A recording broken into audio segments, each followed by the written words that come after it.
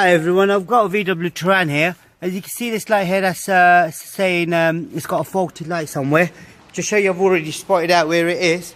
If you look on the front of the car, the inner bulb, the 501, is not working. This one here is. So what I'll do, I'll switch the lights off first. Switch the ignition off. To do this, it's quite a simple process, and you've got quite a lot of space as well. Take the cover off. It's that bulb there, as you can see.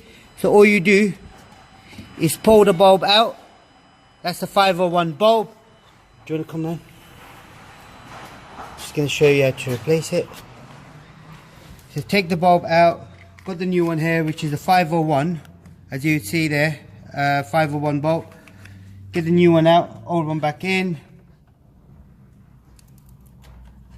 Plug it in, make sure it goes in. That's it.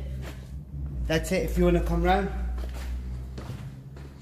Now have a look at the lights. It's all working. That's all you got to do on yours. Now if I switch the ignition on, that light's already gone. Can you see? There we go. Thank you. Thanks for watching our channel. Goodbye.